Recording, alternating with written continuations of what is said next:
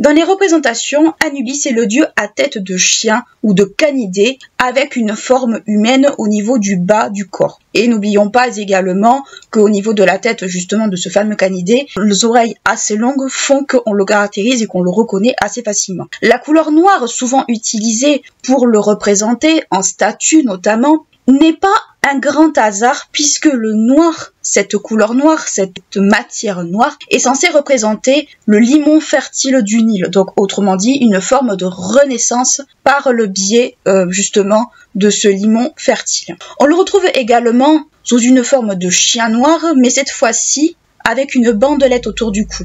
Donc il existe plusieurs façons de représenter Anubis, mais globalement ce sont les deux premières qui sont les plus connues. Anubis est également appelé Empu dans les textes. Donc si vous voyez Empu d'un côté ou Anubis de l'autre, c'est exactement la même entité. Anubis a eu plusieurs fonctions au cours des époques, mais surtout au cours de l'époque ancienne en Égypte.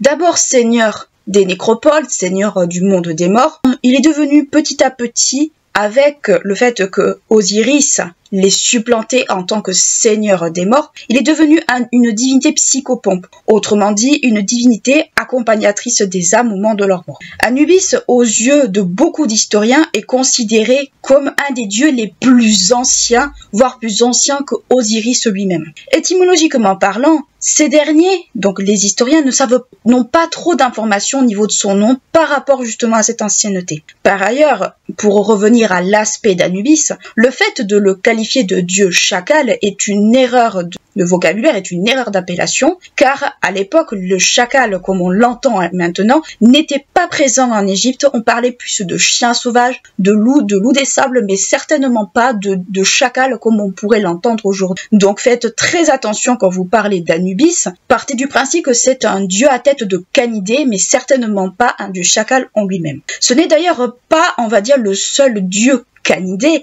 à tête de canidé que l'on connaît. On connaît par exemple l'entité Puaout, si vous connaissez le T, qui signifie celui qui ouvre le chemin. Donc concrètement, ce qu'il faut retenir de tout cela, bien entendu, c'est que l'origine d'Anubis est très ancienne, parfois très mal connue des historiens eux-mêmes, mais également c'est une divinité où la caractéristique d'apparaître comme un dieu canidé, à tête de canidé, n'est pas quelque chose de nouveau. Pour différencier Anubis, par exemple, de son entité Upuaout, ça va se faire à peu de choses près. Anubis, dans les textes, va être représenté sous la forme d'un chien dans une position couchée avec la tête relevée, et Upuaout va être représenté sous la forme d'un chien qui est justement en position levée, en position sur ses quatre pattes. Donc, c'est peut-être très léger comme différenciation, mais ça peut vous permettre, si vous avez l'œil un peu aguerri, justement de faire la différence entre les deux. Dans les deux cas de figure, de toute façon, ce sont des entités qui sont rattachées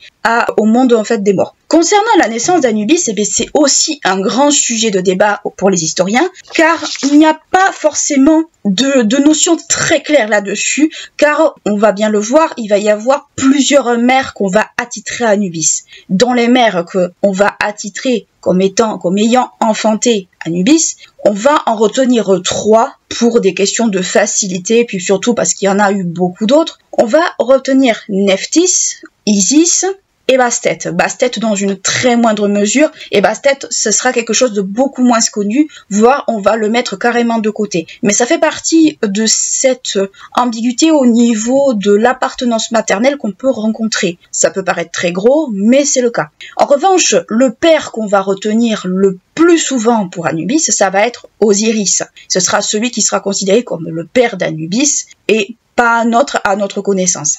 Le mythe qui est le plus retenu et qui relate la conception et la naissance d'Anubis, ça va être le mythe, on va dire, qui va être le plus mis en avant. Le mythe raconte, le mythe propre et le mythe qu'on retiendra le plus, ça va être le fait que Anubis est l'enfant adultérin de Nephthys, épouse de Seth, et d'Osiris, époux d'Isis. Ce qui s'est passé, c'est que Nephthys a eu une relation adultérine avec Osiris. Comment cela s'est fait? Très simplement, elle a usé, on va dire, de magie en prenant l'apparence d'Isis pour ne pas éveiller les soupçons d'Osiris, et puis elle trouvait Osiris très à son goût. Donc, il s'est passé ce qui s'est passé. Nephthys a eu un enfant de cette union, et ce fameux enfant est Anubis. Ne voulant pas que son mari Seth, qui était jaloux au possible d'Osiris, fasse du mal à l'enfant, elle va décider de le cacher dans les marais afin de le protéger. Isis, qui est au courant de ce qui s'est passé, va chercher l'enfant, va le rechercher, et en le trouvant, elle va décider de l'élever comme son propre enfant en fait. Elle va décider de l'élever, de le prendre sous son aile. En grandissant, Anubis va devenir petit à petit le protecteur de Isis. Donc autrement dit, Anubis va se retrouver en lien direct après plus tard, et ça on peut le mettre un peu en lien avec ce qui suivra plus tard, on peut le mettre en lien avec les mythes osiriciens que nous connaissons, c'est-à-dire la momification et tout ça. On va vraiment, en fait, le mettre, et ce n'est que mon avis, on va le mettre en lien à partir de là, justement, à ce moment-là, au moment où Isis va décider de prendre Anubis, de l'élever un peu comme son fils, de le prendre sous son aile, et petit à petit, ce dernier va pas forcément l'avoir comme sa mère, mais plutôt va se mettre à son service pour être son protecteur. Et c'est ce qui fait, justement, ça va probablement, et ce n'est que mon avis, et ce n'est que mon hypothèse, bien sûr, cela va probablement favoriser la place d'Anubis dans les mythes osiriciens. Cette façon, en fait, cette notion d'avoir été élevé par Isis, donc Isis, mère d'Horus, Horus qui, pour les pharaons, était premier pharaon, et les pharaons d'Égypte se revendiquaient justement descendants d'Horus, donc du premier roi qui a régné sur l'Égypte. Les pharaons vont prendre dans ces cas-là non pas le titre de descendant d'Anubis, mais ils vont prendre le titre de frère d'Anubis. Donc autrement dit, ils vont se mettre quasiment au même rang en fait que pouvait être la place d'Anubis par rapport à Horus, en sachant que les histoires de famille là-dedans c'est très compliqué, mais globalement c'est ça, et on peut aussi, si on pousse peut-être l'analyse de façon un peu hasardeuse, se dire que les deux étaient demi-frères, voire frères, étant donné qu'ils ont eu la même mère pour les élever. Donc ce n'est que mon avis, mais je pense que le fait que les pharaons d'Égypte se sont revendiqués par la suite frères d'Anubis est probablement dû à ce mythe originel qui a tissé ce lien entre les deux divinités. Dans le mythe osiricien, Anubis occupe encore une fois une place très importante. En effet, Seth, toujours très jaloux de son frère Osiris, tente une nouvelle fois de se débarrasser de ce dernier. Pour expliquer les choses de façon très très simple, Seth va assassiner son frère et diviser son corps en 14 morceaux qu'il va répartir dans toute l'Égypte. Quand Isis apprend la nouvelle, elle va partir à la recherche des morceaux du corps de son époux. Dans cette tâche, elle sera épaulée par Anubis, qui est à la fois, comme je l'ai expliqué, son compagnon, mais aussi son protecteur. Isis parvient à récupérer l'ensemble des morceaux du corps de son époux. Isis et Anubis vont alors tenter de ranimer Osiris par le biais de procédés magiques. Le but est certes de ranimer Osiris, mais également de préserver son corps de toute corruption, donc corruption, putréfaction des corps et compagnie, par tout un tas de procédés. C'est à partir de ce moment-là, et c'est selon le mythe, bien entendu, que Anubis va mettre en place tout un tas de procédés pour la momification et l'embaumement. Cet épisode, en fait, d'aide à la résurrection d'Osiris va avoir, on va dire, deux fonctions. La première étant que Anubis va devenir le dieu non plus des morts du royaume souterrain et protecteur des nécropoles, il va devenir un dieu protecteur des embaumeurs et de la momification, donc des procédés de préservation des corps, donc des procédés mortuaires, disons la chose comme elle est, mais également il va devenir un dieu psychopompe. Encore une fois, cette notion de psychopompe qui est le fait que Anubis va accompagner les âmes, les aider à traverser les différentes épreuves qui peuvent amener l'âme au sein d'une espèce de salle des jugements, afin que l'âme puisse, on va dire, le faire sans encombre. Mais ça, on y reviendra dans une partie beaucoup plus loin. Donc il va y avoir une forme aussi de fonction rétrograde au niveau, on va dire, des fonctions d'Anubis quand Osiris prendra sa place. Donc le mythe osiricien est justement par rapport à ça. Enfin, justement, rentre en scène par rapport à ça. Un autre mythe existe autour d'Anubis, un peu moins connu, mais qui gravite toujours autour d'Osiris et de Seth. En effet, le mythe de Bata relie à nouveau Anubis à Seth et indirectement à Osiris. L'histoire de Bata est un texte constitué de 23 pages consacré à une religion locale, non pas une religion nationale, mais locale, que l'on situe dans la 18e nome de Haute-Égypte. Alors les nomes étaient l'équivalent de nos régions, en fait. C'était des découpages administratifs qu'on peut comparer à nos régions actuelles, enfin nos communes, plus exactement nos communes. Dans cette région, on vénérait un mélange entre Horus, fils d'Isis et d'Osiris, et d'Anubis. Cette version va être appelée d'ailleurs Horus Anubis. C'est pas forcément peut-être un hasard, puis étant donné que les deux divinités ont plus ou moins les mêmes parents et ont été élevées quasi ensemble. Donc c'est pas forcément peut-être quelque chose d'innocent en soi. Dans la source justement qui nous raconte, la source première qui nous raconte justement cet épisode du mythe de Bata, on nous explique qu'Anubis a la charge de garder une relique d'Osiris. C'est ce qu'on va appeler les humeurs d'Osiris. Donc les humeurs, selon on va dire les siècles, ça a des significations assez particulières. Elles sont gardées, ces fameuses humeurs, donc cette fameuse relique qui constitue les humeurs d'Osiris, est gardée dans un sanctuaire non loin, on va dire, de régions ayant pour dieu principal Seth. Et là, vous êtes tenté de me dire... Attends, comment ça se fait que d'un côté, on vénère un Big Mac entre Horus et Anubis, et de l'autre côté, Seth? C'est pas logique. Je comprends l'interrogation. En fait, l'Égypte, et ça va se retrouver, l'Égypte antique, et ça va se retrouver pendant un sacré bout de temps, justement pendant la période antique, vous allez avoir en fait des différences plutôt au niveau du dieu principal de la ville et au niveau du dieu vénéré. Dans certaines régions, on va vénérer tel dieu et dans une autre, on va vénérer un autre. Prenons l'exemple que vous allez retrouver à Thèbes et à Héliopolis. Vous allez retrouver par exemple le dieu Amon. Dans d'autres, comme Karnak, qui est un centre religieux quand même assez important, vous allez retrouver plusieurs dieux qui vont être vénérés et qui vont avoir leur propre chapelle, leur propre sanctuaire, etc. Donc, plus au nord, on va dire de l'Égypte, si on prend Perbaste, donc Perbaste, Bourbastis, si vous préférez, on va retrouver par exemple le culte de Bastet. Donc selon où vous allez vous situer, selon les époques également, vous allez retrouver des divinités plus prépondérantes que d'autres. Donc c'est tout à fait normal qu'on ait l'impression que d'une région à l'autre, il n'y ait pas les mêmes divinités qui soient vénérées et pas les mêmes cultes qui sont rendus. C'est totalement normal. Et au fil des siècles, et au fil on va dire du temps, il va y avoir du syncrétisme, il va y avoir des dieux importés de l'extérieur, de Grèce, de Rome, de pays africains autour. Donc c'est vrai qu'on peut quand même on peut facilement s'y perdre. Donc c'est pour ça qu'il ne faut pas être très surpris. Pour en revenir à notre histoire, par rapport à cette donnée et par rapport au fait qu'il y a, on va dire, des sanctuaires vénérant le dieu Seth, Anubis et ses génies sont, selon, on va dire, ce que la source nous raconte, sont assez méfiants. La légende raconte,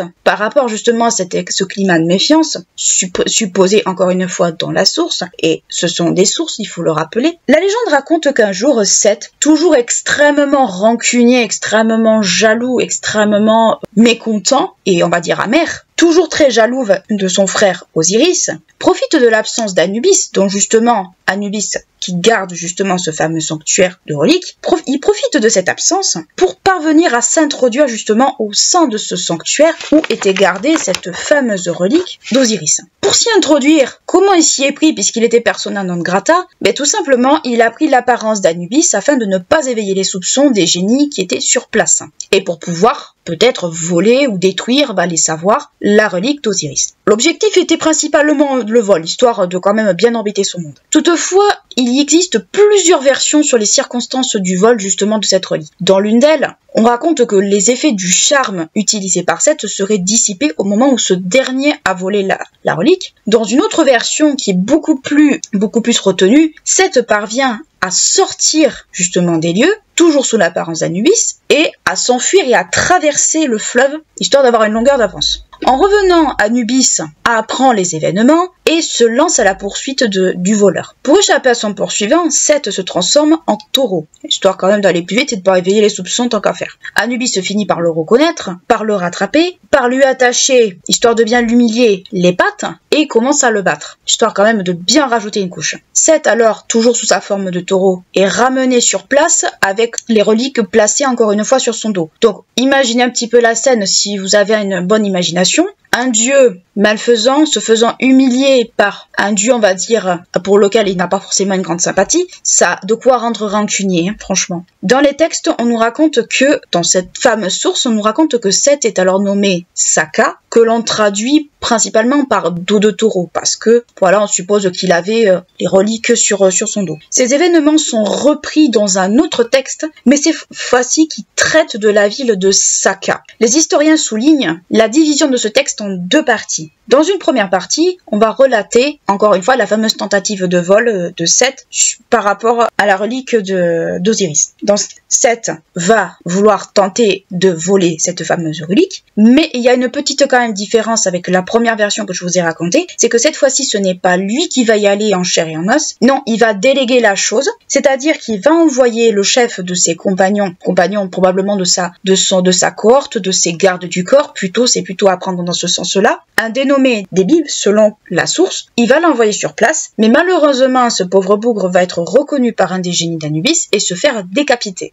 Ça donne envie d'aller travailler pour le patron. Hein. Seth rentre alors en scène, il parvient, encore une fois, sous l'apparence d'Anubis, à rentrer dans le sanctuaire et il parvient, à ce que la source raconte, à jeter cette fameuse relique au sol. Et là, à la différence, on va dire, de la toute première version que je vous ai racontée, il va y avoir des protagonistes non cités, c'est-à-dire Thoth et Isis, qui vont chacun à leur tour s'attaquer à Seth. L'un va le paralyser afin qu'il soit en mode pétrifié et l'autre va se changer en Anubis et l'attaquer comme si c'était comme des chiens pourraient attaquer une proie lors d'une partie de chasse. Donc voilà, on fait intervenir quand même d'autres dieux dans l'histoire, histoire de rendre peut-être aussi un côté beaucoup plus féroce, de donner un côté plus féroce encore à l'histoire et un peu plus on va dire de matière à la chose. C'est probablement la chose qu'on a cherché à faire en reprenant des siècles plus tard justement cette histoire. La seconde partie justement de ce fameux texte, plus à mettre cette fois-ci en lien avec Bata, mais Bata ce n'est pas Seth cette fois-ci. Bata qui est maître de Saka, dont Saka est cette fois-ci une ville et pas une personne.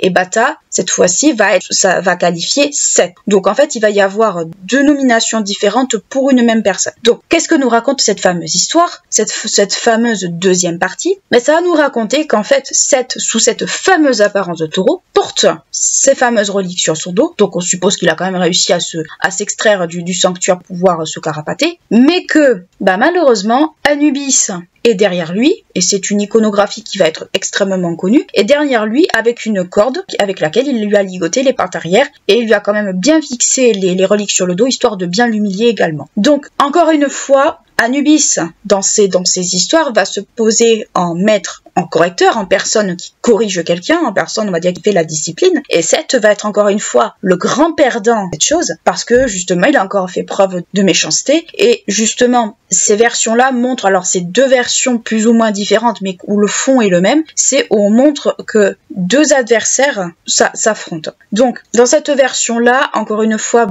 ce sera Seth qui sera appelé Bata et non Saka comme dans la première version, car Saka dans cette version-là est une ville, mais on va exposer dans cette deuxième partie, dans cette deuxième source, que Saka, les événements se passent non loin de Saka, et que à ce moment-là, Seth est appelé Bata. Donc quand vous voyez Bata, maître de Saka, sachez qu'en fait, Bata, c'est en réalité Seth, c'est un autre nom qu'on va lui attribuer. Ce qu'on peut voir au travers de ces mythes, que ce soit sa naissance, que ce soit le mythe de la résurrection, que ce soit le mythe de Bata, c'est que Anubis est fortement lié à Osiris et à Seth en tant que protecteur d'Osiris et comme adversaire de Seth, prenant en quelque sorte, on va dire, le relais d'Isis quand cela est nécessaire. Donc Anubis non seulement va se porter en garde du corps de son père, entre guillemets, mais il va affronter aux côtés de son père un adversaire qui n'est autre qu'en fait un parent à lui. Autrement dit, les histoires de famille entre ces divinités-là sont très très compliquées. Ce qu'il faut en retenir, c'est que on va placer Anubis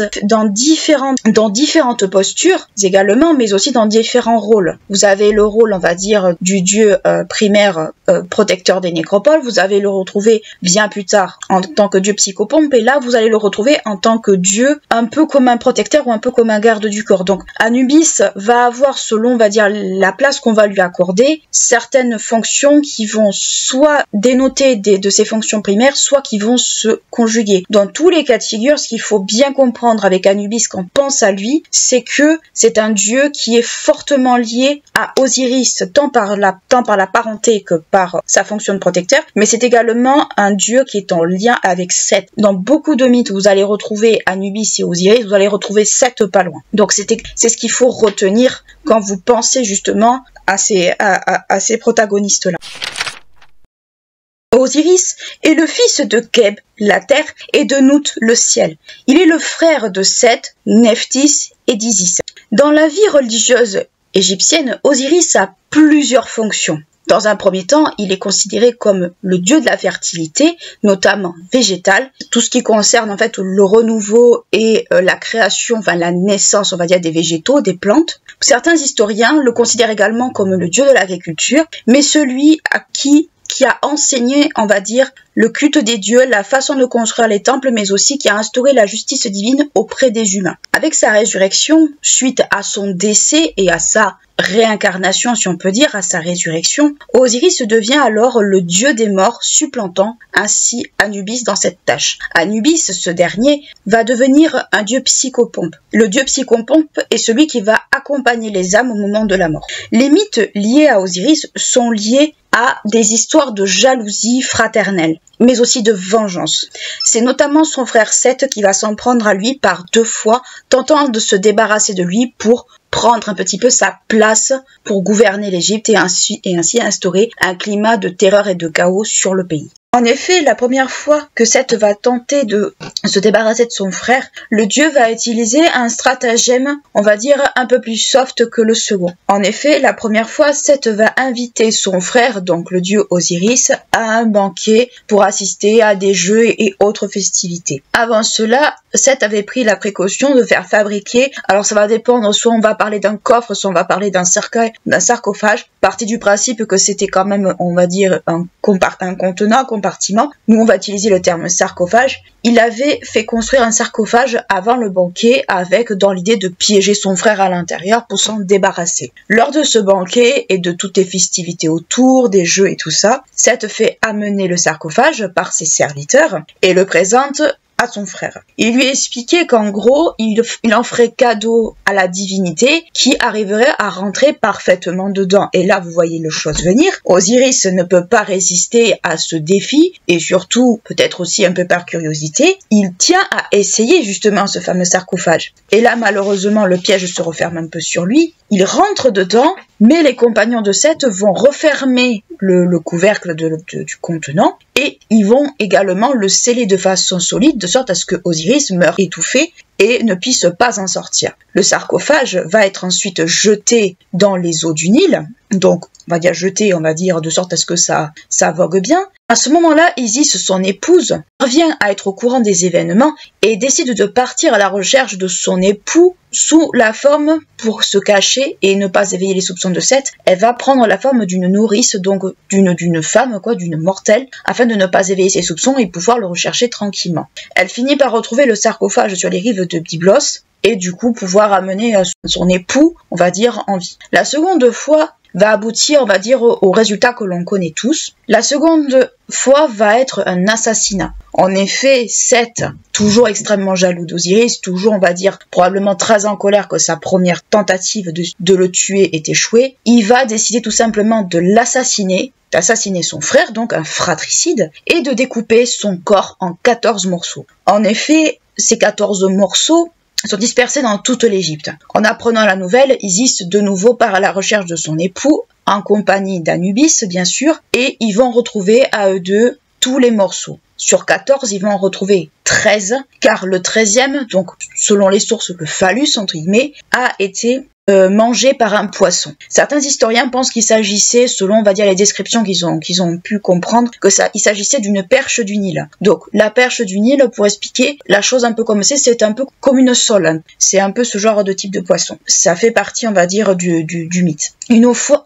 on va dire, tous les morceaux retrouvés. Alors, selon les versions et selon les historiens, on parle du fait que également Isis et Nephthys, donc la sœur d'Isis, aient pleuré, on va dire, et se sont lamentés sur le corps, on va dire, d'Osiris. Puis, Anubis, Nephthys et Isis vont procéder à la réanimation du corps d'Osiris par des tout un tas de procédés magiques, mais aussi par les procédés de momification et d'embaumement mis en place par Anubis. Donc c'est à partir de cet épisode-là que les procédés de momification et d'embaumement vont être mis en place, vont exister. Du moins, c'est selon le mythe et selon on va dire, ce que le mythe raconte. Durant ce processus, Isis va, alors ça va dépendre encore une fois des versions qu'on va trouver, va se transformer en oiseau, battre des ailes au-dessus de son mari. D'autres vont dire qu'elle a battu des ailes normalement. Et elle parviendra par ce procédé à ramener son époux à la vie. Et par la même occasion, elle en profitera pour concevoir un enfant. Donc, c'est un enfant qui sera conçu post-mortem. Donc, ce fameux enfant, ce sera Horus. On s'en doutait, mais je tenais quand même à le préciser. Toutefois, il faut quand même souligner qu'avec ce procédé, Osiris n'appartient plus au royaume des vivants, il appartient au royaume des morts. C'est à partir, on va dire, de ce moment-là, alors c'est selon le mythe, mais encore une fois, ça sera, on le verra, mise en place de façon plus concrète à certains moments de l'histoire égyptienne. C'est à ce moment-là, en fait, qu'on va situer le remplacement d'Osiris à la tête du monde souterrain, la tête du monde de l'au-delà, et qui va prendre en fait la place d'Anubis. Il préside donc, Osiris, le tribunal divin, donc le jugement divin au moment de la pesée des âmes. C'est lui, en fait, qui va tenir les rênes de ce monde-là et non plus Anubis. Par de nombreux aspects, on peut voir également Osiris comme une forme de dieu illustrant quelque part le cycle de la vie, c'est-à-dire naissance, âge adulte et mort. Cette notion de cycle de la vie n'est pas forcément à mettre en lien avec l'humain, en est même plutôt un lien avec le végétal, avec la terre. Donc Osiris auparavant était ce qu'on a appelé le dieu de l'agriculture, du moins celui qui a enseigné l'agriculture aux humains, et avec sa mort, il va prendre une autre caractéristique. Cette fois-ci, ça va être plutôt la figure de la végétation, la figure de la puissance de la terre, c'est-à-dire que de la graine la plante pousse et qu'à la fin elle meurt. C'est un petit peu, on va dire également, cette interprétation-là que l'on peut également en donner. Les fonctions particulières d'Osiris sont également l'illustration des phénomènes complexes auxquels les êtres humains sont confrontés, comme la vie, la mort, le renouveau par le biais des générations suivantes, donc les naissances, l'équilibre de la société, etc., etc. Contrairement à d'autres divinités, Osiris montre une forme de proximité avec les humains, dans le sens où on met en avant, on le connaît par certains aspects au niveau de sa mort. Donc il reflète un peu tout ce qui est en lien avec l'existence humaine.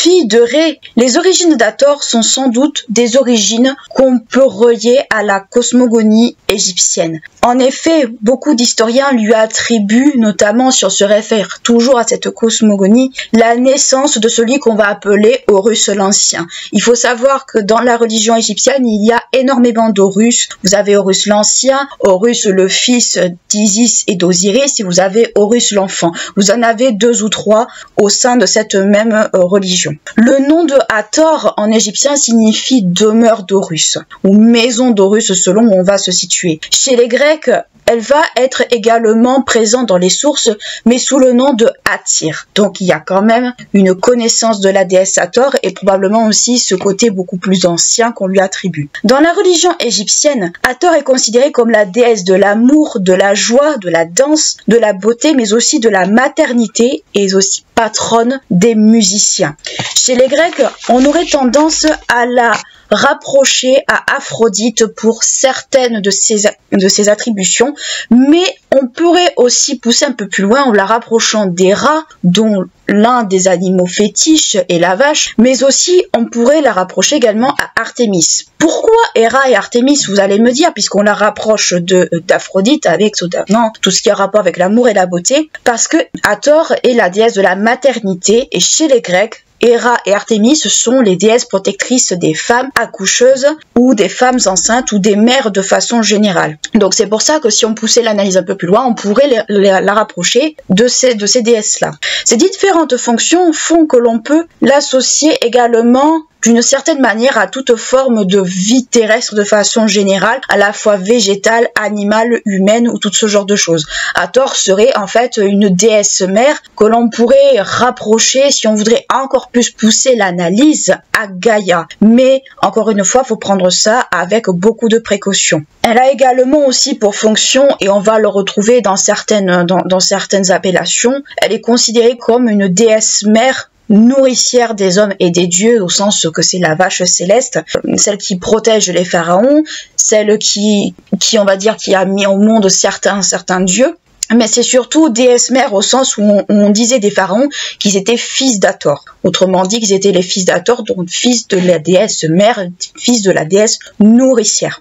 Épouse d'Horus, le fils d'Osiris et d'Isis, là je le précise, et mère du jeune Ii, jeune dieu enfant qui est un jeune dieu musicien, et de Asamptus, qu'on va appeler plus communément Horus l'enfant, donc un autre Horus, et qui va avoir un rôle, on va dire, de dieu unificateur de l'Égypte.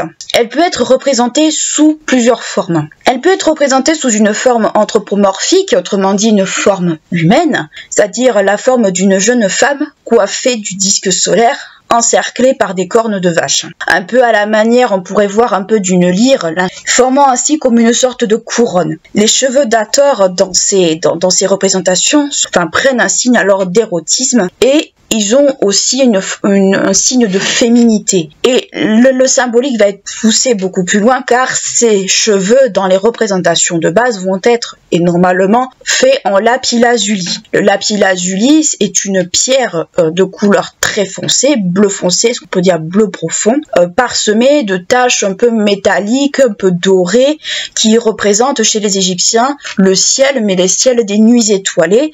Et c'est une pierre extrêmement prisée en Égypte que l'on va retrouver, notamment si vous regardez les sarcophages, la plupart des détails bleus sont faits en lapis-lazuli, notamment les yeux. Et c'est une pierre qui essentiellement vient d'Afghanistan à ce moment-là, donc une pierre très utilisée et très prisée. Et c'est une pierre qu'on va attribuer à Hathor, mais qui va être attribuée de façon générale à d'autres divinités et à d'autres représentations. C'est une pierre qui va servir énormément. Concernant Hathor et cette fameuse coiffure lapis-lazuli, on va y voir plutôt une forme de séduction, d'appel à l'amour. En effet, il faut savoir qu'en Égypte, on se rasait la tête pour des questions d'hygiène et surtout par rapport à la chaleur. Et du coup, ce qu'on portait, c'était des perruques.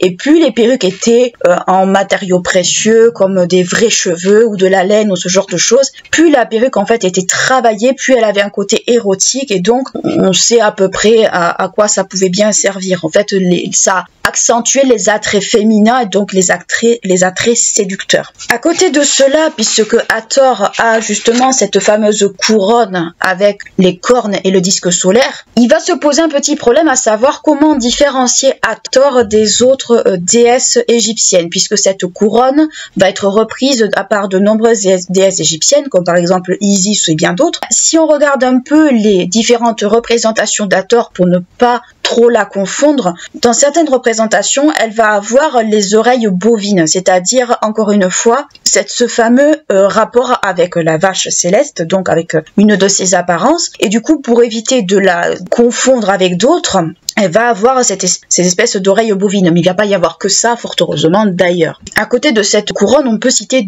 d'autres instruments qui sont propres à Hathor. On peut citer par exemple le cithre, qui est un instrument de musique, et le ménate. La ménate, c'est quoi? C'est un collier à plusieurs rangs, relié à un manche qui forme un peu une sorte de contrepoids. C'est pour vous donner un ordre d'idée, ça peut ressembler à un collier plastron, donc ces grands colliers que l'on peut voir par exemple dans les films sur l'Égypte ou ailleurs, ce sont ces grands colliers, mais qui ne sont pas forcément, alors ils peuvent être portés au cou, bien entendu, mais avec un contrepoids derrière, un espèce de manche, vous vous doutez bien que ce n'est pas très confortable. Donc ce sont des colliers à plusieurs rangs, mais qui sont reliés à un manche, et on s'en sert comme instrument de musique, plus comme instrument esthétique, mais voilà un peu à quoi ça pourrait ressembler. On peut supposer par exemple que dans ces fameuses perles, parce que c'est des colliers de perles, dans ces fameuses perles utilisées pour ces fameux colliers ménates, il pouvait y avoir des perles en turquoise, et le turquoise est très propre à Hathor, puisque on racontait que Hathor protégeait les carrières de turquoise du mont Sinaï, et du coup c'était une pierre qui était un peu en lien avec tout ce qui était de la nature, le monde de l'eau, enfin par rapport à sa couleur.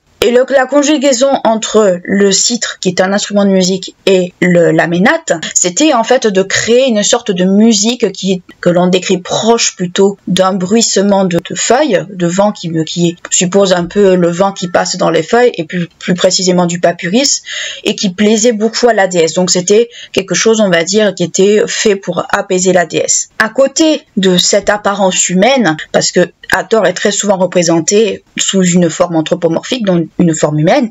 Elle est également représentée sous une forme animale. Le premier que l'on peut avoir en tête, on a parlé de bovidé tout à l'heure, le premier qu'on pourrait avoir en tête en premier lieu, c'est la vache. Hathor est souvent représentée sous une forme de vache céleste. Sous ses traits, elle est représentée donc sous une forme bovine, mais avec la couronne, encore une fois, à cornes avec le disque solaire et parfois avec le collier ménate autour du cou. Donc, si vous voyez des représentations de Hathor, enfin d'une vache avec ces attributs-là, c'est la déesse Hathor. C'est, on va dire, une des représentations de Hathor que l'on connaît le plus. Et dans ce rôle-là, elle a plutôt des fonctions, plutôt une représentation de déesse du soleil, une déesse qui enfante le soleil. Parce que oui, nous avions vu avec Ré que Ré était à l'origine du lever et du coucher du soleil, mais dans une autre interprétation, on partait du principe que c'était la déesse Hathor qui accouchait du soleil. Donc, elle avait, on va dire, une fonction de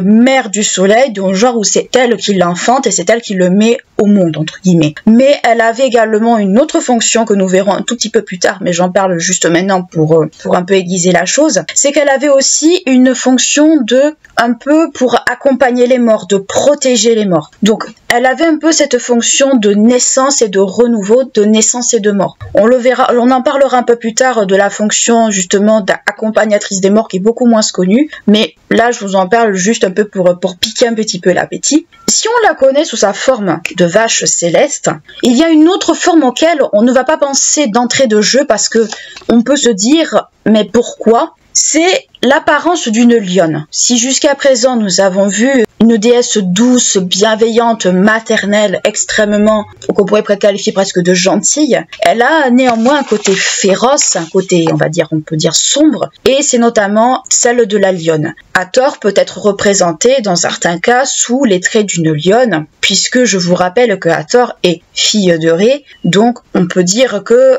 Ré étant, on va dire, très liée dans la mythologie égyptienne aux déesses lionnes, vous avez Tefnut, Paquette, vous avez Sekhmet, Bastet, toutes ces déesses ont pour point commun d'être des déesses félines, et bien Hathor va être aussi incluse là-dedans, et c'est ce qui fait cette fameuse transformation en lionne, c'est ce qui fait qu'on va l'associer aux déesses qu'on va qualifier de dangereuses. Sous cette forme, on va dire, de fauve, elle est souvent confondue avec Tefnut, avec un peu, on va dire, un peu maladroitement, et à Sekhmet, mais sous cette apparence de lionne, le côté maternel de Hathor reste quand même très présent dans le sens où Hathor, dans ce cas-là, illustre la férocité de la lionne, mais la férocité maternelle, dans le sens où c'est, si on regarde bien comment les lionnes fonctionnent dans les documentaires ou ailleurs, ce sont les lionnes qui gardent les petits et qui les protègent de tout danger. Donc, elle va avoir ce caractère féroce, le caractère féroce de la maternité, le caractère féroce au sens où c'est une déesse qui va tout faire pour protéger les siens et donc protéger ses enfants. Son lien avec la maternité est quand même extrêmement présent et en ce cas-là peut l'être également. À côté de ce rôle lié à la vie et plus largement à la femme, avec notamment la maternité, Hathor a également un rôle beaucoup moins connu qui est en lien avec le monde des morts. En effet, si on se base par exemple sur le culte d'Hathor à Thèbes, elle est considérée comme la dame de l'Ouest, autrement dit la dame qui garde la porte de l'Ouest du royaume des morts, et elle est protectrice des nécropoles. Dans le livre des morts, il est fait mention d'une vache accueillant à leur arrivée justement dans l'autre monde des défunts, qui accueille les défunts, elle les accueille, elle les protège et elle les conduit notamment d'un point A à un point B sans encombre et en ayant les connaissances adéquates des formules magiques pour les protéger. Cela montre que Hathor, sous cette forme de vache, parce que dans ce cas-là, elle a cette apparence de déesse vache, on va lui attribuer un rôle auquel on n'aurait peut-être pas forcément pensé. On va lui attribuer le rôle un peu de déesse psychopompe au même titre qu'Anubis. Mais là, on peut supposer que dans une époque antérieure, Hathor avait le même rôle qu'Anubis, c'est-à-dire, ou du moins elle faisait partie des divinités qui avaient ces rôles-là. On pouvait supposer que Hathor avait ce côté psychopompe, à savoir accompagner les défunts d'un point A à un point B sans encombre, en ayant la connaissance des formules magiques qui permettent de le protéger et de la protéger elle-même. Du coup, on peut se demander si Hathor n'avait pas un petit peu les fonctions d'Anubis un petit peu avant. Donc, je me répète, mais c'est pour que vraiment on puisse, ne serait-ce qu'un peu s'imaginer une déesse qui normalement donne la vie, mais cette fois-ci accompagne les morts. On peut se demander si avant Anubis, d'autres divinités n'ont pas rempli ce rôle avant lui. Donc, c'est une piste qu'on pourrait explorer, qui pourrait être intéressante à explorer par la suite. Mais c'est vrai que en ayant fait mes recherches, je me suis dit, c'est bizarre, ça me rappelle beaucoup le rôle d'Anubis dans la religion égyptienne, avec l'arrivée d'Osiris à la tête du royaume des morts, donc qui règne à sa place. Donc on peut se poser cette question, si des déesses comme Hathor ont pu exercer ce rôle-là. Le mythe de Hathor, parce que Hathor a un mythe, elle aussi, pourquoi elle n'en aurait pas un, est un mythe très peu connu. Contrairement à celui de Sekhmet que l'on connaît par rapport au côté destructeur de la déesse par exemple, celui de Hathor est beaucoup moins connu, voire peut-être très peu connu et très peu mis en avant. Si on voulait faire une espèce de chronologie, on va dire de la mythologie égyptienne, le mythe d'Hathor pourrait se situer bien avant celui de Sekhmet.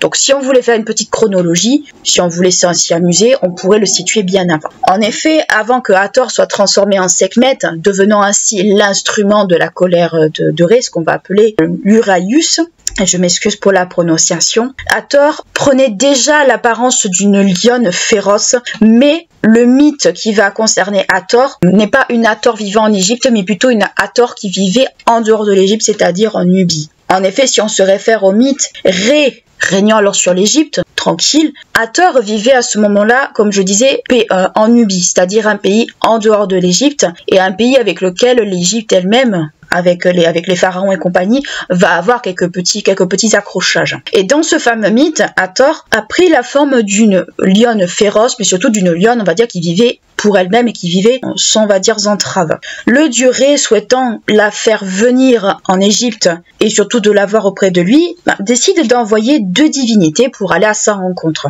Il va envoyer Shu, le dieu Shu, et Thoth. Le but de la manœuvre d'envoyer ces 2 divinités, et surtout Thoth qui est réputé pour être un dieu sage, c'est de la convaincre de s'installer en Égypte et du coup, on va dire, de faire partie de l'entourage de Ré. Pour cela, Shu et Thoth se transforment en singes. On se doute bien qu'ils vont pas se transformer en fauves pour se faire attaquer, on s'en doute bien. C'est le but de se transformer en singe, c'est surtout de pouvoir l'approcher plus facilement. On peut s'imaginer un peu la scène si on a beaucoup d'imagination, et peut-être pour pouvoir ne pas se faire manger si elle a un peu faim. Ces derniers parviennent à la convaincre de les suivre en Égypte, où les arguments qui sont avancés, certainement par ces 2 divinités, c'est que l'Égypte est décrit comme un pays relativement jovial, où on aime faire la fête, on va dire un pays relativement où c'est plein de positivité. On peut s'imaginer la scène assez facilement. Et arrivé en Égypte, arrivé sur place, Hathor va s'installer et va être surtout accueilli dans la petite île de Philae, où elle va prendre au début ses marques. Une fois installée, une fois établie sur place, elle va choisir de demeurer au temple de Dandara. Alors vous allez trouver Dandara, Dandera, tout va dépendre de chez quel auteur vous allez le trouver, mais c'est le même lieu. Et à partir de ce moment-là, la déesse va prendre un caractère beaucoup plus doux, beaucoup plus apaisé et laisser de côté le caractère féroce. Caractère féroce qui va être réanimé quand elle va se transformer en Sekhmet, mais ça c'est un autre mythe. Avec ce mythe, on peut dégager plusieurs hypothèses et plusieurs idées. On peut supposer que grâce à ce mythe qui peut être vu comme un mythe fondateur, comme beaucoup c'est le cas dans l'Antiquité, que ce mythe fondateur fait que Dandara, selon comment on se postule, est devenu le centre principal du culte d'Hathor et donc justifie cette forme de légitimité du culte d'Hathor dans cette ville par rapport à d'autres. Bon, il va y avoir des chapelles qui vont être consacrées à Hathor dans d'autres villes. On peut prendre Memphis, on peut prendre Karnak. Oui, ce n'est pas que dans la momie, Karnak existe vraiment, mais ça restera toujours, au même titre que beaucoup d'autres villes, le centre, on va dire, névralgique du culte d'Hathor. Mais on peut mettre aussi une autre hypothèse par rapport à ce mythe, c'est que le culte d'Hathor n'était pas un culte égyptien à proprement parler, mais un culte étranger qui a été importé en Égypte. Donc là, on peut se dire que c'est un culte nubien. On peut y mettre l'hypothèse que c'était un culte à la base nubien qui s'est importé en Égypte et qui s'est établi en Égypte comme cela peut se faire un peu partout. Et comment ça aurait pu s'importer? Par exemple, le commerce, l'immigration, les différentes guerres. Comme je vous l'ai expliqué, les Égyptiens et les Nubiens avaient tendance un peu à se taper dessus de temps en temps. Et on peut s'imaginer qu'au cours de toutes ces guerres, de tous ces affrontements, le culte de Hathor s'est établi en Égypte et qu'il s'est développé avec Dandara en principal lieu de concentration du culte. On peut voir plusieurs interprétations de ce mythe. Mythe fondateur, mythe on va dire civilisateur également, on peut y voir tout un tas d'interprétations. Mais globalement, c'est ce qu'il faut retenir. Geb est le fils des enfants de Ré, Ré l'incarnation du soleil, Chou le dieu de l'air, ou plutôt le dieu de tout ce qui est en lien avec l'atmosphère, et de Tefnout, la déesse de l'humidité ou des nuages, faisant ainsi partie de ce qu'on pourrait appeler des changements de temps également, le mélange des deux bien sûr. Il est également le frère et l'époux de la déesse Nout qui représente le ciel. Il est dans le culte héliopolitain l'incarnation de la terre. Il existe plusieurs récits concernant Geb, à la fois chez les Égyptiens, mais on retrouve également quelques allusions à Geb aussi chez les Grecs. En effet, si on se réfère à la vision des origines du monde chez les Égyptiens selon Plutarque, donc Plutarque auteur grec, Geb et Nout étaient à la base enlacés dans les bras l'un de l'autre. Donc ils sont amoureux, ils s'aiment, et cela déplaît très fortement à Ré, qui demande à leur père Chou de les séparer. Donc on va dire une espèce d'établissement cosmique. Les montagnes sont alors une espèce de représentation des tentatives infructueuses de Geb pour rejoindre sa bien-aimée. Donc une tentative de se reproduire avec sa bien-aimée. Cette version fait partie des récits les plus connus concernant la divinité de la terre égyptienne, mais quoi qu'il en soit, Geb réussit quand même à avoir des enfants de Nout, et ces enfants nous les connaissons tous sans vraiment le savoir. Il s'agit de Osiris, Isis, Seth et Nephthys, donc des divinités qui vont être vénérées à Héliopolis, mais qui vont être vénérées dans toute l'Égypte et qui font partie d'une des premières, parce qu'il y en a quand même plusieurs, de générations de dieux. Il y en a qui vont aussi rajouter Horus l'Ancien, mais la plupart du temps, ce sont ces quatre-là qu'on va retenir. Toutefois, il existe d'autres textes.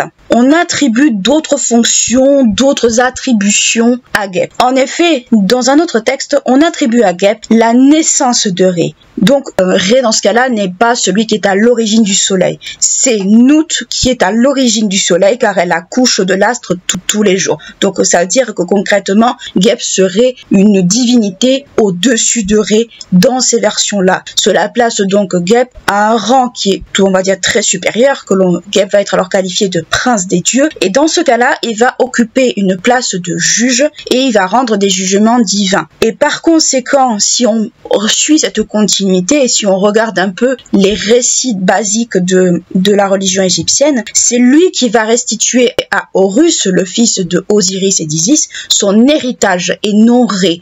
En fait, l'histoire veut que Horus avec Seth se dispute l'héritage d'Osiris parce que Osiris étant mort, Seth voudrait récupérer le pouvoir et donc faire partie des premiers seigneurs d'Égypte à régner, comme Ré et comme tous les autres. Sauf que Horus étant descendant direct de Osiris, il prétend en fait à ce titre-là et à juste titre. Et Ré, dans cette histoire, dans l'histoire originelle, je parle bien, va se poser en tant que juge, en tant que médiateur. Mais dans ce cas-là, dans le cas, on va dire, de Geb, ça va être Geb qui va occuper la place de Ré en tant que juge, en tant que médiateur, c'est lui qui va statuer et non pas Ré. C'est une version, en fait, qui est très peu connue du mythe, justement, par rapport au jugement d'Horus, mais c'est pas forcément la version qui est la plus retenue, mais c'est une version qui existe. Dans le cas, justement, où Geb est censé représenter une espèce de juge, une espèce de force supérieure, il légitime donc la royauté des souverains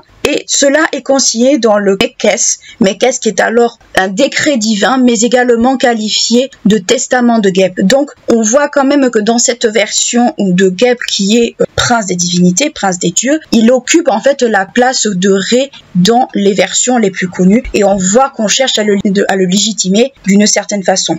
Dans une légende qui est beaucoup plus tardive, Geb devient roi en usurpant en fait, donc il devient roi parce que les premières divinités égyptiennes régnaient sur l'Égypte, Horus a régné, Osiris a régné et bien d'autres. Geb usurpe en fait le pouvoir à son père Chou, qui est alors vieillissant et donc selon lui et selon Geb plus capable de régner. Par ailleurs, on retrouve Geb dans des textes concernant le monde des morts. Toutefois, Geb n'est pas, malgré cette place du monde des morts, il n'est pas un dieu funéraire, il n'est pas un dieu de base rattaché au monde des morts, mais c'est une divinité qui est quand même liée au destin des morts, dans le sens où, d'une certaine façon, il ouvre alors selon l'iconographie, selon, on va dire, ce que nous en dit également les sources, il ouvrait ses mâchoires devant le mort. Donc, il est un petit peu dans une position relativement importante, mais ce n'est pas un dieu funéraire à proprement parler, mais on peut supposer que certains dieux, avant d'occuper la fonction qui leur est propre, ou du moins de l'occuper à plein temps, avaient d'autres fonctions par rapport justement à cette notion d'au-delà. Au cours de la période tardive, un texte nous fournit un autre récit concernant Geb. Dans ce récit, qui est conservé à Islamaya en Égypte, on nous raconte comment Geb s'est emparé illégitimement de l'Uraïus du soleil. Donc l'Uraïus, il faut savoir, c'est ce cobra que vous voyez autour des disques solaires dans certaines représentations. Et ce fameux cobra, n'ayant pas énormément apprécié de se faire kidnapper par Geb, déchaîne une fureur monstrueuse sur le cortège du dieu, un cortège, on va dire, qui est d'adorateurs de ce dernier, et il blesse par la même occasion Geb. Donc on voit quand même que cette divinité a un caractère assez ambigu. Et pour terminer avec cette histoire, ce cobra, pour se calmer, pour que celui-ci puisse se calmer, va intégrer la coiffe de Ré. Donc si vous voyez un cobra qui dépasse du disque solaire, c'est l'Uraïus. C'est ce cobra lié au soleil, et c'est ce cobra justement qui est une espèce d'entité assez dangereuse. Les représentations de Geb sont assez nombreuses, mais la plus connue est celui d'un homme allongé en majesté et en essayant, on va dire, de toucher le ciel, Nout, symbolisant ainsi la terre. Si vous regardez certaines représentations de Geb et de Nout, vous voyez un homme en bas allongé, les bras carrément en avant, et une femme, on va dire, qui fait comme le pont en fait. Mais le pont c'est Nout et en bas c'est Geb. Donc en réalité c'est comme ça qu'on les représente la plupart du temps. L'animal qui est alors associé au dieu Geb est l'oie. Donc l'oie est également une allusion à Geb. Cet animal, par ailleurs, dans les hiéroglyphes, est la façon également d'écrire le nom du dieu, le nom Geb. À la basse époque, on représente Geb coiffé d'une couronne rouge surmontée de la tef, qui est cette espèce de couronne avec deux plumes d'autruche que vous retrouvez également chez Osiris. Et bien justement, Geb également va la porter en plus de la couronne rouge qui lui est attribuée. Dans la religion égyptienne, Geb est associé à la terre, nous venons bien de le voir, et il est associé à la terre dans le sens où il est responsable de tout ce que contient le sol, notamment par exemple des minéraux, et il est également associé à toutes les créatures rampantes. Il est également considéré comme le support du végétal. Son dos est celui qui va supporter le végétal, celui dont va sortir tous les végétaux et fournissant ainsi la nourriture terrestre, donc la nourriture aux animaux, aux hommes, etc. etc. Dans cette vision justement de dieu végétal, Geb est également associé à son fils Osiris, car ce sont deux divinités liées au monde végétal, Geb étant la personnification de la terre, donc ce qui permet aux végétaux de pousser, de grandir, de s'épanouir, et Osiris va plutôt avoir un rôle plutôt de renouveau, celui qui va contribuer au renouvellement. Rappelez-vous justement cette image de la crue justement du Nil, cette image de renouveau du Nil qui apporte justement tous les nutriments à la terre pour qu'elle puisse se nourrir et faire pousser quelque chose.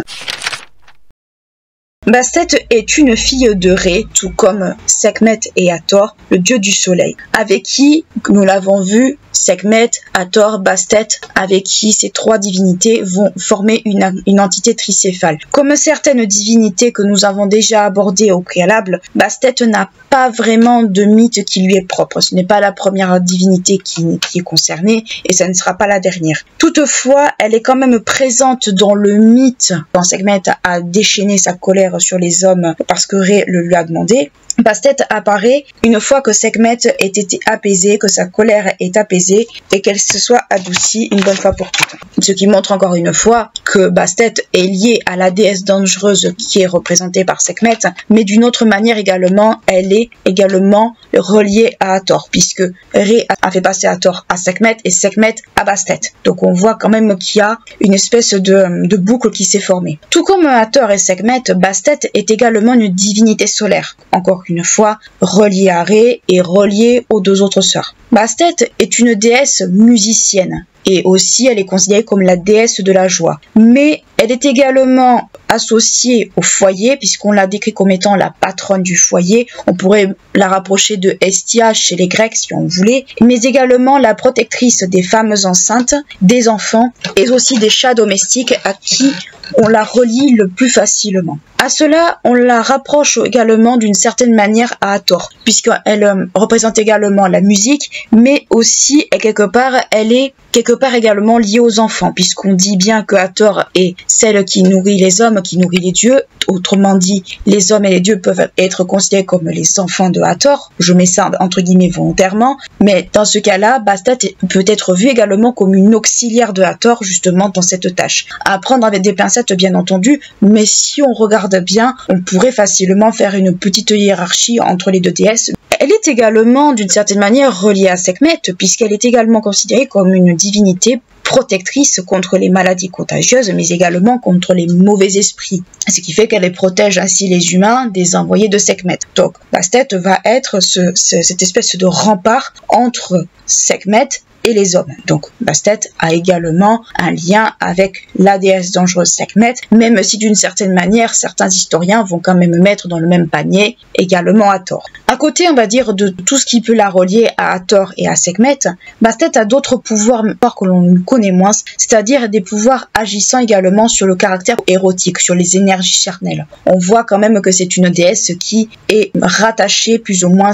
à la conception des enfants, à la protection encore une fois des femmes enceintes, et à la protection des enfants une fois nés. Donc on voit très clairement que c'est une déesse qui est très proche du foyer et très proche également des femmes. Bastet est la version douce, on va dire, de la femme. Si on regarde bien, Sekhmet et Bastet pourraient être, on va dire, les deux facettes d'une pièce par rapport aux femmes. La douceur et l'agressivité, la maternité et la férocité, par rapport justement au caractère féminin. On associe Bastet au caractère serein, au caractère plutôt doux des femmes, et Sekhmet, on va plutôt l'associer au caractère beaucoup plus sauvage, beaucoup plus dangereux que peuvent représenter les femmes. Donc ces deux déesses peuvent être associées également au trait féminin, ou du moins de l'idée qu'on en a à cette époque-là, ou d'une idée générale qu'on pourrait avoir également de la personnalité de la femme. Ce n'est pas un fait général, on va dire. Bastet est représentée sous différents aspects qui tentent à évoluer au fil du temps. Dans les premiers temps, elle prend l'aspect d'une chatte allaitant ses petits. On la représente très souvent sous les traits d'une chatte qui allaite deux petits chatons. Donc, on voit que c'est une déesse qui est reliée à la maternité, aux femmes enceintes et aux enfants. Elle peut être également représentée sous les traits d'un chat, la plupart du temps assis, du moins en position assise, orné de bijoux. La forme de Bastet commence à changer à partir de la troisième période intermédiaire. Avant cela, on a vu que c'était les formes précédentes qui sont le plus souvent associées à la déesse. En effet, à partir de cette époque-là, on va commencer à la représenter sous la forme d'une femme à tête de chat, la forme qu'on lui connaît à l'heure actuelle, ou à tête de lionne, ce qui fait qu'on pourrait presque la confondre avec Sekhmet, mais ce qui va peut-être la distinguer de Sekhmet, ce sont les attributs. En attributs, on va retrouver le cistre, qu'on retrouve également chez Hathor, et où je mets les deux mots ensemble, l'aégis, l'égide, selon les versions que vous allez consulter, mais également un petit panier. Donc si vous voyez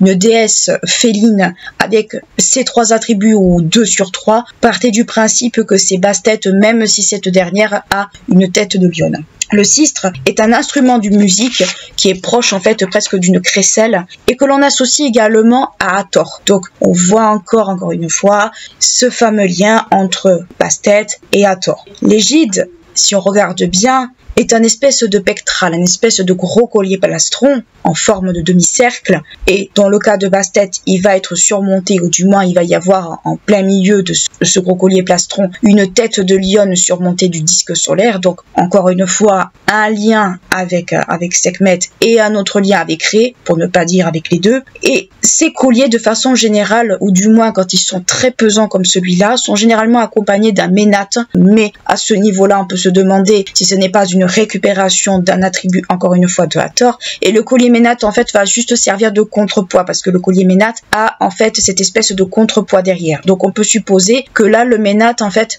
sera plutôt caractérisé par le contrepoids qui est justement associé à ce collier. Ce genre de collier très imposant a, hormis l'aspect ornemental et d'apparat, a également un rôle dans le domaine religieux, puisqu'il est censé, en fait, selon certaines fêtes, il est censé être la représentation de la déesse, ou du moins la représentation de la divinité. Et dans ce cas-là, en fait, il est presque comme une espèce d'avatar d'une certaine manière de la déesse, pour que cette déesse, et même les dieux, peu importe, puissent participer justement aux festivités qui lui sont consacrées. Mais c'est également, dans le cas par exemple de ce collier-là, c'est également un symbole de protection dans les rituels et dans les fêtes qui sont associées à la divinité. À côté de cela, Bastet est également représenté, comme je vous le dis, sous les traits d'une lionne, donc encore une fois relié à Sekhmet.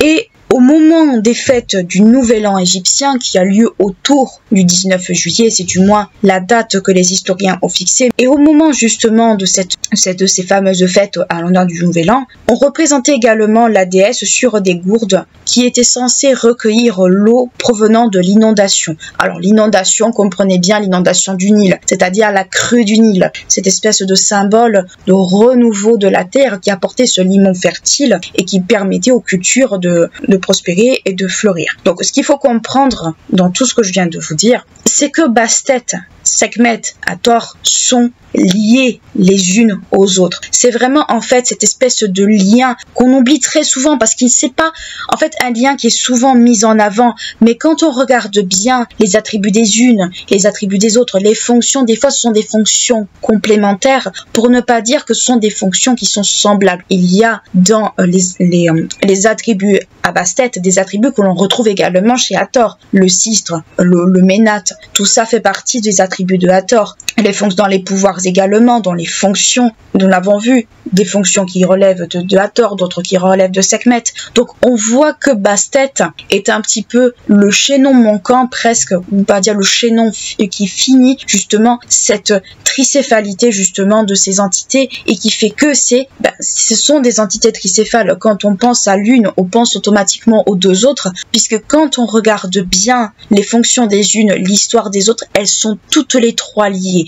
Ne serait-ce que le mythe de Sekhmet, celui qui relie Sekhmet à la punition qu'elle a infligée aux hommes sous les ordres de Ré, ne serait-ce que ce mythe-là nous montre bien que les trois déesses sont liées les unes aux autres. Donc, quand on regarde bien justement l'histoire, ou du moins les mythes qui sont autour d'eux, alors je rappelle que Bastet n'a pas de mythe qui lui est propre, on retrouve sa présence dans le mythe de Sekhmet, mais quand on regarde le mythe de Sekhmet et quand on regarde les trois déesses ensemble, on se rend compte quand même qu'il y a beaucoup de similitudes et que cette tricéphalité n'est pas forcément infondée. À côté justement de toutes ces attributions qui sont communes aux trois déesses, car je rappelle, même si Hathor des fois n'est pas forcément compté, on la met par moments dans le panier des déesses dangereuses, et il en va de même pour Sekhmet et pour Bastet, car je rappelle que les déesses dangereuses, ce sont les déesses qui sont liées au soleil, mais au soleil aride, au soleil hardcore, on peut dire ça comme ça, mais également aux déesses félines. Tefnut, déesse féline, Sekhmet, déesse féline, Bastet, déesse féline, et Hathor dans une certaine mesure aussi. Donc ça, c'est une catégorisation que les historiens ont faite, mais qui est une catégorisation qui n'est pas totalement fausse quand on regarde bien. À côté de cela, on attribue un époux à Bastet, et cet époux, c'est Atum Ré. Et avec ce fameux époux, cette dernière aurait eu 2 enfants, donc 2 divinités, encore une fois, qui lui sont associées, ces 2 enfants. Mésis ou Maès, je vais continuer à l'appeler ainsi, qui est une divinité lionne, donc encore une fois liée à Bastet, mais aussi liée à Sekhmet, puisque Bastet peut être également représenté sous une forme de lionne, et souvent pouvant être confondu avec Sekhmet, et Maès, jusqu'au Moyen Empire, désignait en fait les lions. C'était un terme général pour qualifier les lions, mais vu que c'était un terme général, on peut supposer que ça ne désignait pas les lions en tant que tels, mais ça pouvait être peut-être un mot qui était utilisé car on ne savait pas trop quel genre de félin on avait devant soi. Alors il pouvait y avoir les lions eux-mêmes, mais il existe plusieurs félins et pas forcément des félins où on a une idée de comment les désigner. Donc les mots généraux, il faut beaucoup s'en méfier car on ne sait pas trop ce que ça peut désigner tout et n'importe quoi. Des fois, c'est un peu des mots fourre-tout où on ne sait pas trop ce que ça désigne réellement. Mais à partir du Moyen Empire, Maès est considéré comme une divinité lionne, donc une divinité lionine, et cette divinité va être une divinité guerrière. Cela n'est pas sans rappeler justement les attributions de Sekhmet, puisque Sekhmet est une divinité guerrière. Et sans compter que Maès est également une divinité associée à la lutte contre Apopis. Donc, encore une fois, une divinité qui est liée justement encore une fois à Ré. Et à côté de Maès, il y a l'autre enfant qui est Orekenu, qui est appelé ainsi car on le désigne comme étant, comme le Horus de Bubastis. Donc, encore une fois, on trouve un Horus à Bubastis comme il y en avait un à Edfu. Et cet Horus de Bubastis pourrait être d'une certaine façon un lien avec Hathor, puisque Hathor engendrait un Horus à Edfu.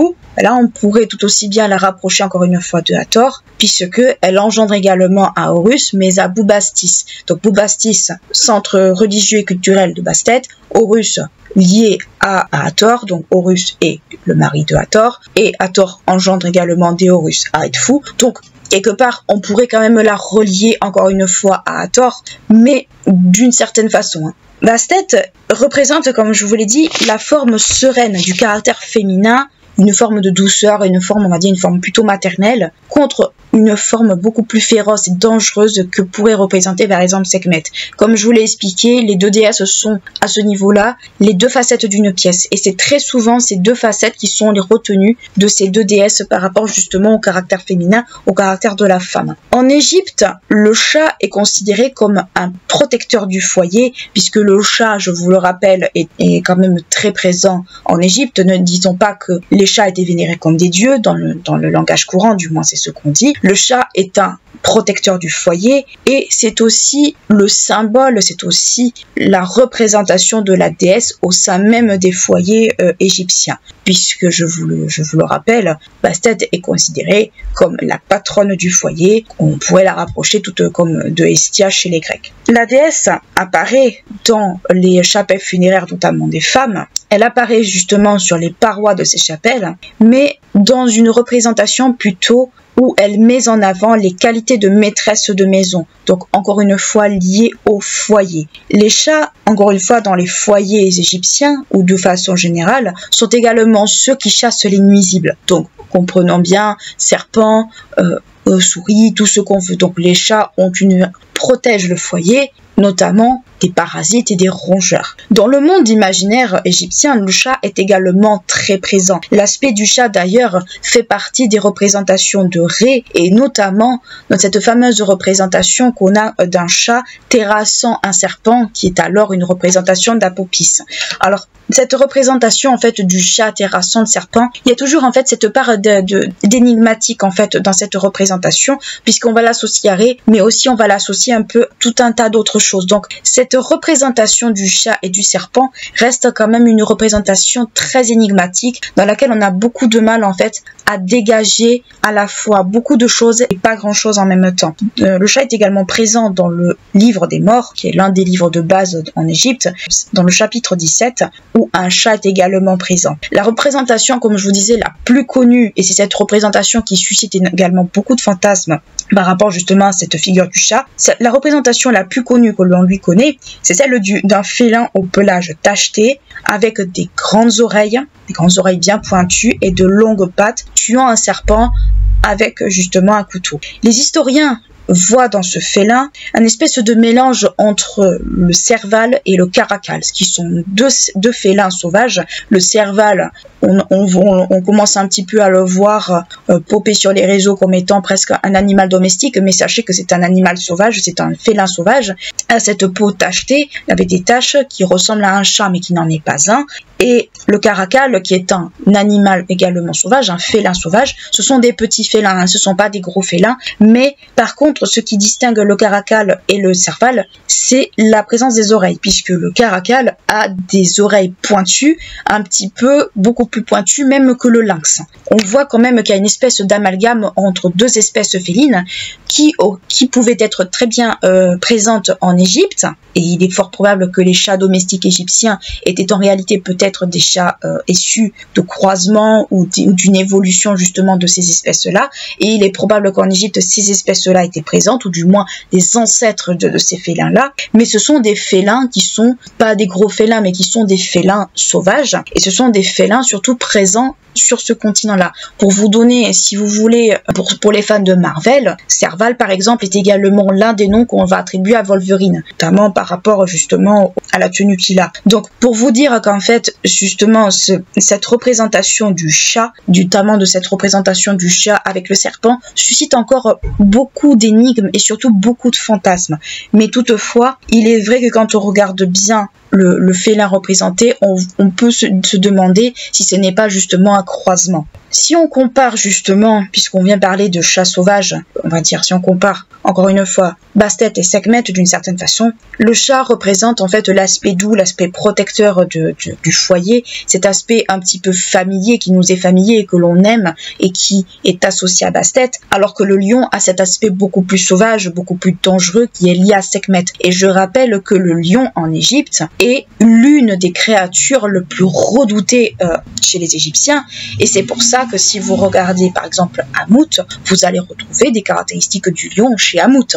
Donc ce n'est pas pour rien qu'en fait le lion et le chat ont tendance un petit peu à s'opposer par rapport justement à ces deux entités divines. Donc ce qu'il faut comprendre de tout ce que je viens de vous raconter par rapport à Bastet, à Sekhmet et à Hathor, c'est que encore une fois, elles partagent un caractère tricéphale. Ces trois déesses, dans tous les cas de figure, sont des déesses tricéphales, les unes avec les autres. Si vous, comme je vais me répéter, mais il faut que vous compreniez bien que, et c'est pas forcément l'aspect le plus mis en avant quand on parle justement de ces divinités, mais si vous prenez, et le mythe de Sekhmet reprend en fait tout ce que je suis en train de vous dire, si vous prenez le mythe de Sekhmet en elle-même, de l'apparition de Sekhmet, vous comprenez très bien que les trois déesses sont liées ensemble. Elle est d'abord Hathor, puis elle est Sekhmet, et une fois apaisée, elle devient Bastet.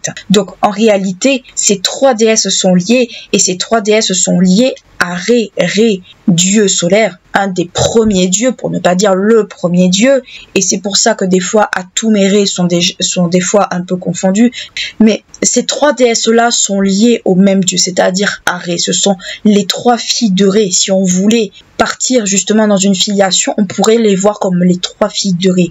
Les trois déesses qui protègent justement Ré, qui sont là dans sa barque. Donc on voit très bien que ces trois déesses-là sont des déesses qui sont connectées les unes avec les autres. Prenons le cas de Bastet, nous venons de le voir, mais vous retrouvez des attributions de chez Bastet qu'on retrouve chez Sekhmet, chez Hathor. On retrouve des fonctions chez Bastet qui sont également chez Hathor, chez Sekhmet.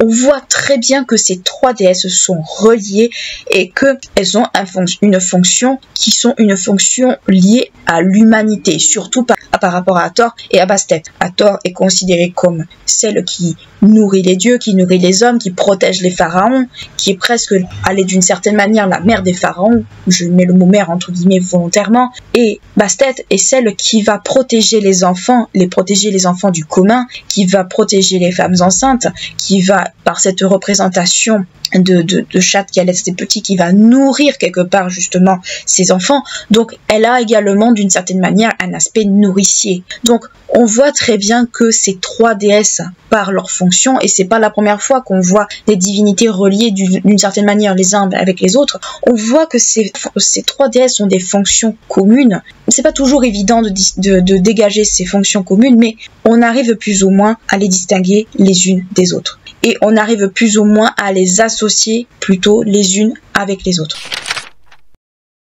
En conclusion, ce que nous pouvons dire de la déesse Bastet, c'est que Bastet est liée justement au caractère tricéphale de la déesse Hathor, qui partage justement cette figure de tricéphalité entre elle-même, qui est Hathor, Sekhmet et Bastet. Si on regarde bien un petit peu le schéma qu'emprunte justement cette divinité tricéphale, on a d'abord Hathor en premier lieu, en tout premier, puis sous sa forme colérique nous avons Sekhmet, et quand Sekhmet est tranquillement ou tranquille, elle se transforme en Bastet, ce qui fait que ça peut faire quasiment un cycle, voire un caractère tricéphale. Et bien on peut dire que Bastet est la dernière partie de cette tricéphalité et qui fait que justement cette déesse est associée à Ré et donc est une déesse propre au soleil, une déesse solaire et une divinité qui peut être notamment aussi associée aux déesses dangereuses.